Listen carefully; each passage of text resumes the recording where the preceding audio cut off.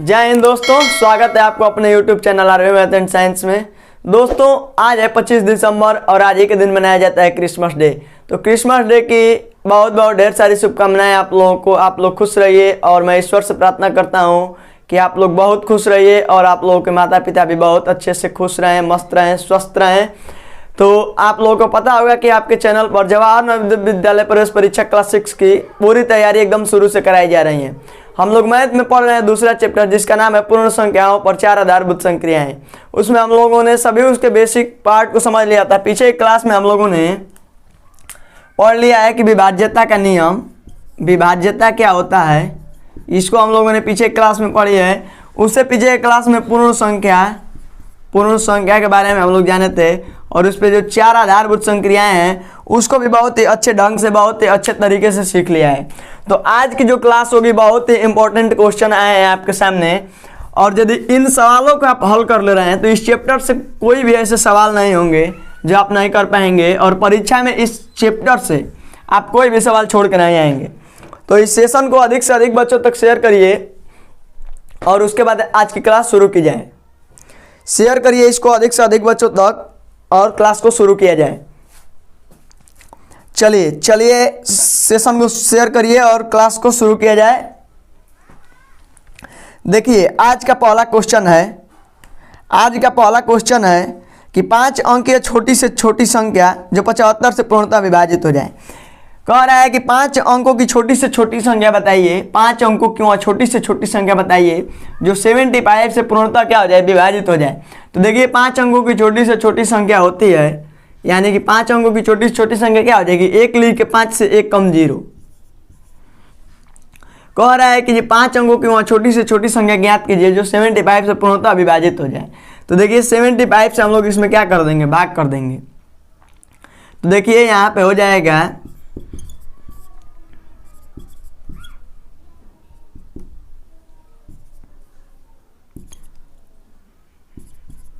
इस तरह से आप लोग भाग करेंगे, इसमें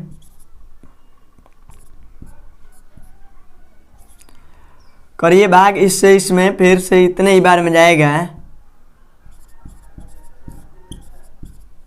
देखिए ये जो शेष बच रहा है 25, कह रहा है कि वहाँ छोटी से छोटी संख्या ज्ञात कीजिए जो 75 से पूर्णतः विभाजित हो जाए। तो देखिए छोटी से छोटी संख्या 5 अंकों की होती है 10,000, लेकिन यहाँ पूरी तरह से कट नहीं रहा है, इसमें शेष बच जा रहा है 25।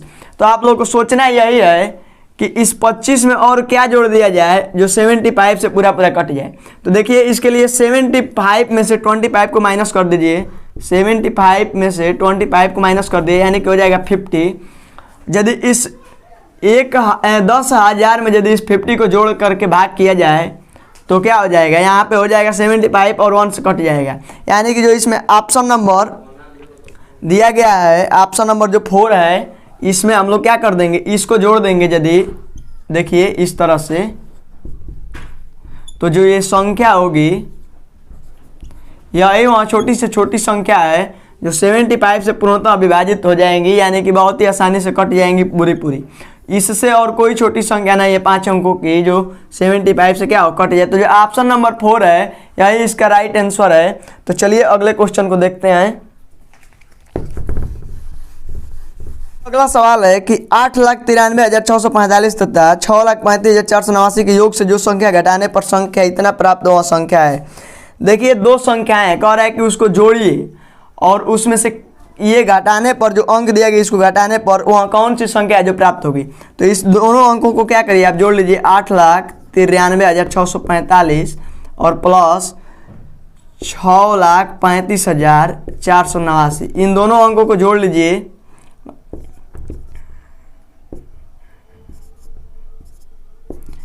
ये इन दोनों अंकों का योग है। कह रहा है कि इसमें से क्या घटाने पर ये जो संख्या है इकाई दाई सैकड़ा हजार 10,000 लाख 10 लाख प्राप्त हो।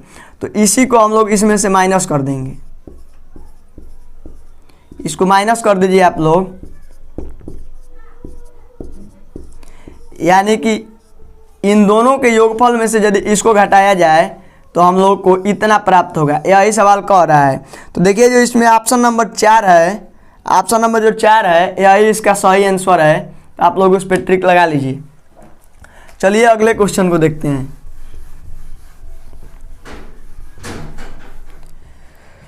चलिए अगले क्वेश्चन को देखते हैं। कह रहा है कि प्रथम 10 अभाज्य संख्याओं के गुणनफल में इकाई का स्थान होगा।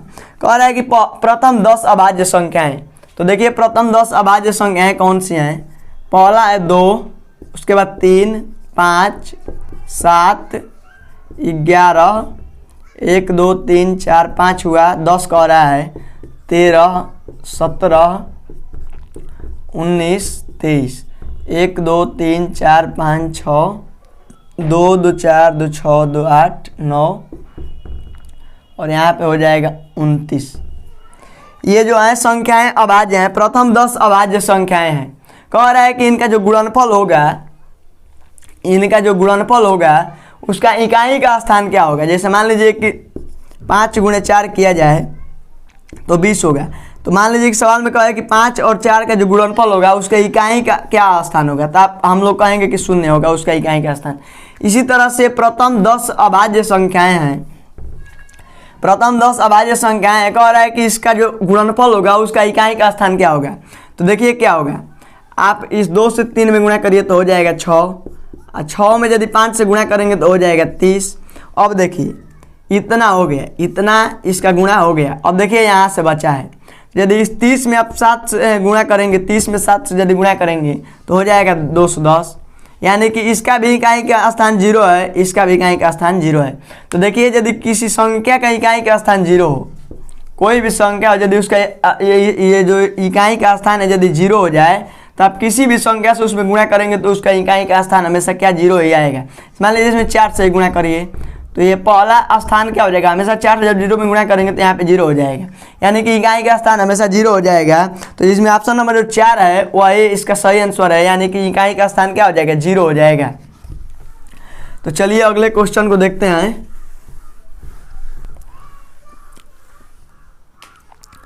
देखिए यहाँ पे कुछ संख्याएं दी गई हैं कि 3207 × 12 × 17 × 13 के गुणनफल में इकाई का अंक है। देखिए क्या है, 3207 × 12 × 17 × 23 13, ये आपको एक संख्या दिया गया है इस तरह से। अब कह रहा है कि इसके गुणनफल में इकाई का जो स्थान होगा वो क्या होगा। तो देखिए इकाई का स्थान कह रहा है, तो देखिए यदि मान लीजिए कि इसमें और इसमें गुणा किया जाए, इसके इकाई से और इसके इकाई से पहले गुणा किया जाए तो हो जाएगा 4। आप पूरा संख्या में गुणा करने की ज़रूरत आप लोगों को नहीं है। इसमें जो इकाई का स्थान है इसके इकाई के स्थान से और जो इसका इकाई का स्थान है उससे गुणा करिए। जैसे देखिए 3207 है × 12 यदि किया जाए तो 2 7 14 ही ना होगा। तो इकाई का जो स्थान आएगा यहाँ पे जोड़ने के बाद भी क्या आएगा, इकाई के स्थान पे ही आएगा। ये आप इस तरह से गुणा करके देख लीजिए, गुणा करिए। तो 14 4 हाथ से लगा 1, 2 4 2 3 6। अब देखिए 7 0 2 3, यहाँ पे इकाई का स्थान क्या आ गया, 0 ही ना आया है। इकाई का स्थान क्या हो गया, 0 हो गया। अब देखिए यदि इसमें गुणा किया जाए 38 4 8 4 से यदि 17 से गुणा किया जाए 17 से, तो इस 17 में जो 7 का अंक है इससे 4 में कर दीजिए, यानी कि हो जाएगा 7 चौक 28। अब देखिए इसका जब गुणा पूरा किया जाएगा तो यहाँ पे इकाई के स्थान पे 8 ही आएगा। और अब उस 8 में इस यदि 3 से गुणा किया जाए तो 3 8 हो जाएगा 24, यानी कि इकाई के स्थान पे आ जाएगा 4। आप इसको पूरा अच्छे से गुणा करके समझ लीजिए। और देखिए कोई भी अंक दिया हो, इकाई का स्थान यदि पूछे तो आप लोगों को पूरे संख्या में गुणा करने की जरूरत नहीं है, उसके इकाई से गुणा कीजिए। जैसे ये 12 है तो 2 से और 7 में गुणा करिए 14 हो जाएगा।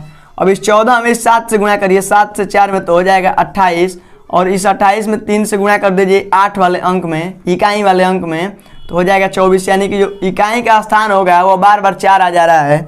तो इसमें जो ऑप्शन नंबर 3 दिया गया है 4, वही आपका सही जवाब है, यानी कि ऑप्शन नंबर 3 इसका राइट आंसर है। मैं उम्मीद करता हूं कि इस सवाल को आप लोग समझ गए होंगे और इकाई का स्थान आप लोग आसानी से कर लेंगे। अब हल्का गुणा करके, पूरी संख्या में गुणा करने की ज़रूरत नहीं है, उसके इकाई अंक वाले में गुणा करिए और आसानी से इसका आंसर निकाल लीजिए। क्योंकि एग्जाम सेंटर पे आप लोग को उतना समय नहीं होगा कि आप बड़ी बड़ी संख्याओं का गुणा करते रहिए। तो इसको समझना बहुत ज़रूरी है। चलिए अगला सवाल देखते हैं। दिया है कि दो संख्याओं का योग 2,34,560 है। यदि एक संख्या दूसरी संख्या से 10,010 अधिक है तो बड़ी संख्या क्या होगी। देखिए दो संख्याएं हैं, उनका योग दिया है 2,34,560 और कह रहा है कि एक जो संख्या है उसमें वहाँ पहली संख्या से 10,010 अधिक है। तो देखिए इसमें क्या करेंगे, माना कि एक संख्या एक संख्या जो है x है, यानी कि हम लोग पहली संख्या मान लेंगे कि x है। देखिए दूसरी जो संख्या होगी दूसरी संख्या जो है कह रहा है कि इतना अधिक है, यानी इससे वहाँ इतनी अधिक है तो x प्लस हो जाएगी 10,010। ये दूसरी संख्या। आप सवाल को एक बार और पढ़ लीजिए। दिया है कि दो संख्याओं का योग 2,34,560 है, यहाँ पे 60 है, 2,34,560 है। कह रहा है कि जो पहली संख्या है यानी कि जो एक संख्या है दूसरी संख्या से इतना अधिक है, तो हम लोग मान लेंगे कि जो एक संख्या है वहाँ x है और जो दूसरी संख्या है इससे इतना अधिक है, यानी कि x से इतना अधिक है। इतना आप लोग समझ गए होंगे। अब देखिए कह रहा है कि इसका योगफल यदि दोनों संख्याओं का, यानी कि इसको और इसको जोड़ने से जो योगफल आ रहा है इतना आ रहा है, तो कह रहा है कि जो दूसरी संख्या होगी यानी कि जो ये होगा दूसरी संख्या वहाँ कितना होगा। तो देखिए इसमें क्या करेंगे, इसको और इसको जोड़िए यानी कि x प्लस 10,010 हो जाएगा।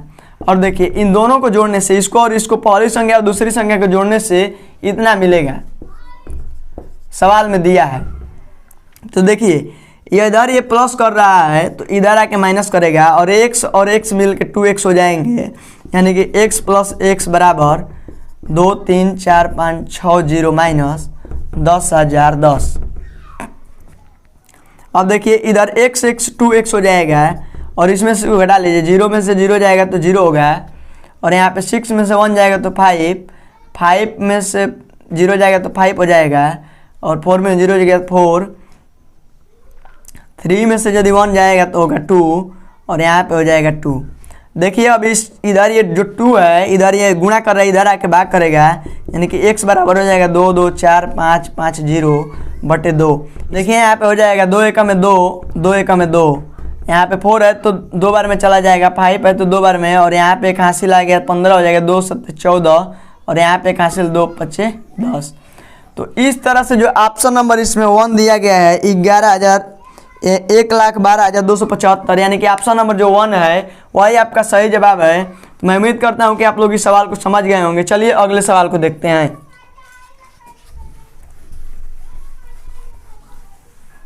चलिए अगला सवाल देखते हैं। दिया है कि संख्या 5.029 को किस संख्या से भाग किया जाए कि 50.29 प्राप्त हो।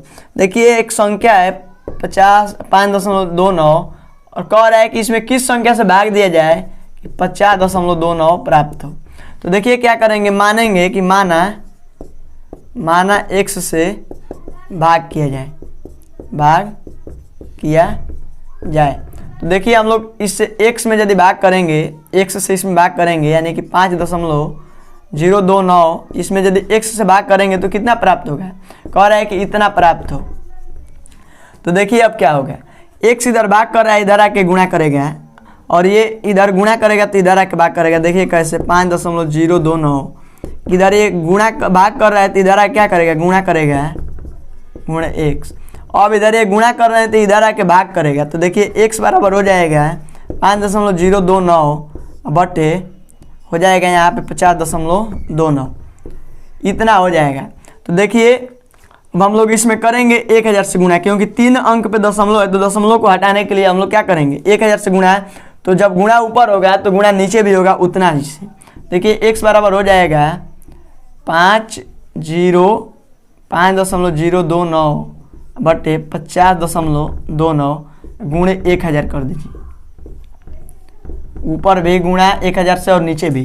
तो यहाँ पे जो आएगा ये इसमें अब दशमलव हट जाएगा और इसमें देखिए 50 इसमें भी दशमलव हट जाएगा और एक 0 बढ़ जाएगा, क्योंकि इसमें जो अंक है 2 ही अंक पे दशमलव है तो इसमें एक और अंक जुड़ जाएगा। तो देखिए यहाँ पे भाग करिए इसमें और इसमें, इसको यदि भाग किया जाए यहाँ पे, यदि इसको भाग किया जाए यहाँ पे 50 2 9 भाग किया जाए इससे 50 2 9 0 से, तो देखिए यहाँ पे 0 लगा के दशमलव लगा देंगे और यहाँ पे एक लगाएंगे 0 और 1 बार में कट जाएगा।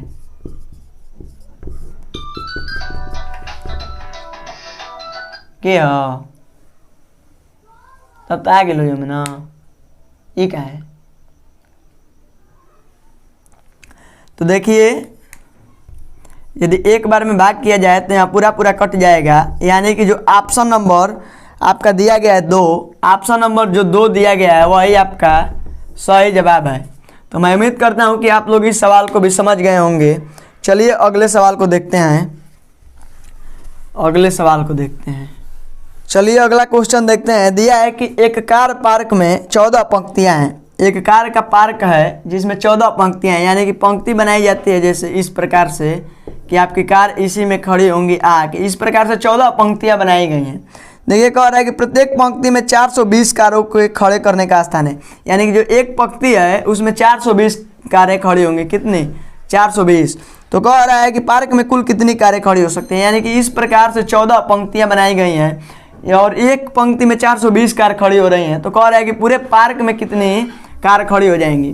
तो देखिए इसमें कुछ करना नहीं है, आप इसमें 14 पंक्तियां हैं और 420 गुणे 420, इसमें क्या है एक पंक्ति में 420 खड़ी हो रही हैं, यानी कि 420 से 14 में गुणा कर देंगे, 420 गुणे 14 कर देंगे, यही आपका आंसर हो जाएगा। इसको जोड़ लीजिए 0 8 6 2 8 4 1 5, यानी कि जो आपका ऑप्शन नंबर 1 है वही आपका राइट आंसर है और बहुत यहाँ सवाल आसान है। तो चलिए अगला क्वेश्चन देखते हैं। अगले क्वेश्चन को देखते हैं। दिया है कि एक स्कूल में 26 कमरे हैं। एक स्कूल है जिसमें 26 कमरे हैं, प्रत्येक कमरे में 4 पौधे लगाए गए हैं। यदि एक पौधे में 2 कप पानी डाला जाता है हो तो कुल कितने कप पानी की आवश्यकता होगी। देखिए एक स्कूल है जिसमें 26 कमरे हैं। कितने कमरे हैं? 26 कमरे हैं, ठीक। और कह रहा है कि प्रत्येक कमरे में 4 पौधे लगाए जाएं। देखिए तो प्रत्येक कमरे में यदि 4 पौधे लगाए जाएंगे तो कुल कितने पौधे लगाए जाएंगे, पहले हम लोग ये निकाल लेंगे। देखिए एक 26 कमरे हैं और एक कमरे में 4 पौधे लगाए गए हैं, तो टोटल 104 पौधे लगाए जाएंगे। अब कह रहा है कि एक पौधे में एक जो पौधा है, एक पौधा है जिसमें 2 कप पानी डाला जा रहा है। एक जो पौधा है उसमें 2 कप पानी डाला जा रहा है। कह रहा है कि 104 जो हैं पौधे उसमें कुल कितना पानी डाला जाएगा। तो देखिए इसमें कर देंगे फिर 2 से गुणा, यानी कि हो जाएगा इतना, यानी कि 208 कप पानी की आवश्यकता होगी। यानी कि जो ऑप्शन नंबर 4 है यही आपका जवाब है और बहुत ही यहाँ आसान क्वेश्चन है और इसको आप लोग बहुत ही आसानी से हल कर सकते हैं। चलिए अगले क्वेश्चन को देखते हैं। अगले क्वेश्चन को देखते हैं। दिया है कि 11 गुणे 12 गुणे 13 बराबर 11 गुणे 12 गुणे 13 में किस नियम के अनुसार सत्य है। देखिए 11 गुणे 12 गुणे 13, या दिया है कि 11 गुणे 12 गुणे 13। आप लोगों को हमने पिछले क्लास में बताया है, जो पूर्ण संख्याओं पे जो आधारित 4 संक्रियाएं हैं उनमें हम लोगों ने पढ़ा था साहचर्य का नियम। देखिए आप इन 2 संख्याओं का गुणा करके इसमें गुणा करिए या इन 2 संख्याओं का गुणा करके इसमें गुणा करिए, उसके मान में कोई परिवर्तन नहीं होगा। यहाँ ऑप्शन नंबर जो 3 है गुणा का साहचर्य नियम, इसी के अनुसार यहाँ है। तो आप लोग इसमें ऑप्शन नंबर जो 3 है उस पर आप लोग टिक लगा लेंगे, वही आपका सही जवाब है। चलिए अगला क्वेश्चन देखते हैं। देखिए दिया गया है सवाल अगला कि यदि 3 संख्याओं का गुणनफल 7980 है, जिनमें 2 संख्याओं का गुणनफल 228 है, तो तीसरी संख्या क्या होगी। देखिए 3 संख्याओं का गुणनफल दिया गया है। 3 संख्याओं का जो गुणनफल है 7980 है। अब उसमें कह रहा है कि 2 संख्याओं का जो गुणनफल है 228 है, तो कह रहा है कि तीसरी संख्या क्या होगी। तो देखिए तीसरी संख्या निकालने के लिए 3 संख्याओं का जो गुणनफल है उसमें 2 संख्याओं के गुणनफल से हम लोग भाग कर देंगे, जो प्राप्त होगा वही तीसरी संख्या होगी। बहुत ही आसानी से इसको भाग कर लीजिए आप लोग। देखिए जाएगा 3 बार में, यानी कि हो जाएगा यहाँ पे 24 4 हासिल 2, 3 दूनी 6 2 8 और 3 दूनी 6। इसको घटाइए 4 1 और यहाँ पे हो जाएगा 1, तो यहाँ पे हो जाएगा 0। अब इसमें गुणा करना है हम लोग, किस संख्या से करेंगे देखिए 5 से इसमें गुणा करके देखिए 5 8 जा हो जाएगा 0 और यहाँ पे हो गया 14 84 1 5 10 1 11, यानी कि 5 से इसमें गुणा करेंगे जब इसमें तो इतना हो जाएगा और यहाँ पे कट पीट के हो जाएगा 0। तो देखिए ये जो 35 है यही तीसरी संख्या होगी। तो आपको इसमें ऑप्शन नंबर जो दिया गया है 4 वही आपका सही जवाब है। और इसको इस तरह से आप आसानी से कर सकते हैं, ये 3 संख्याओं का गुणनफल दिया हुआ, 2 संख्याओं का गुणनफल दिया गया हो तो 2 संख्याओं के गुणनफल से 3 संख्याओं के गुणनफल में हम लोग भाग कर देंगे, हम लोग को दूसरी संख्या बहुत ही आसानी से प्राप्त हो जाएगी। तो चलिए अगले क्वेश्चन को देखते हैं। अगला क्वेश्चन है कि 4006, 4055, 44,004 और 444 का योगफल क्या होगा। यह बहुत ही आसान है, इसको जोड़िए और जल्द से जल्द इसका लाइव चैट में आप लोग कमेंट करिए और बताइए कि इसका ऑप्शन कौन सा सही है। देखिए बहुत ही आसान है, 4006, इसका कुछ नहीं करना है, योग कर देना है। इसको कुछ नहीं करना है, इसमें केवल इसको आसानी से आप लोग जोड़ देंगे, वही आपका सही हो जाएगा। देखिए 6 4 10 4 14 5 19 का 9 हासिल लगा 1, 5 4 9 1 10 का 0 हासिल लगा 1, यहाँ पे हो जाएगा 5, 4 4 8 4 12 का 2 हासिल 1, 4 1 5। देखिए कौन सा ऑप्शन सही है। देखिए ऑप्शन नंबर जो 3 दिया गया है वही आपका सही जवाब है, ऑप्शन नंबर 3। ऑप्शन नंबर 3 जो है यही आपका राइट आंसर है। तो आप लोग लगाइए ट्रिक और आसानी से सवाल को समझिए और सेशन के अधिक से अधिक बच्चों तक शेयर करिए। देखिए अगला सवाल है कि किस संख्या में 17 से भाग देने पर भागफल 23 और शेष 7 बचता है।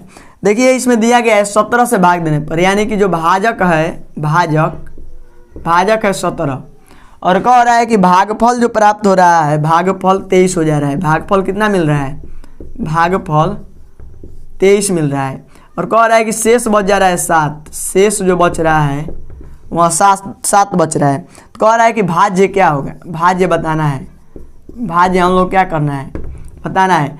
तो देखिए भाजक से भागफल में गुणा कर देंगे, क्या करेंगे भाजक से भागफल में गुणा करेंगे, यानी कि 17 गुणे 23 और शेषफल को उसमें जोड़ देंगे।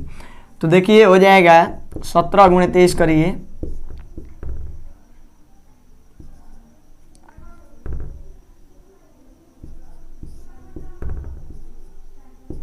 इतना मिल जा रहा है। इसको गुणा करने पे 391 प्लस 7 और इसको जोड़ दीजिए हो जाएगा 398, यानी कि जो ऑप्शन नंबर आपका 4 दिया गया है, ऑप्शन नंबर 4, ऑप्शन नंबर जो 4 है वही आपका सही जवाब है। तो आप लोग उसको आसानी से हल कर सकते हैं इस सवालों को। तो चलिए आज की क्लास यहीं पे समाप्त करते हैं, तब तक आप स्वस्थ रहिए, मस्त रहिए और कल होगी लाइव चैट आप लोगों के साथ, तो आप लोग शाम 7 बजे जुड़ जाइएगा। तब तक के लिए आप स्वस्थ रहिए, मस्त रहिए। जय हिंद।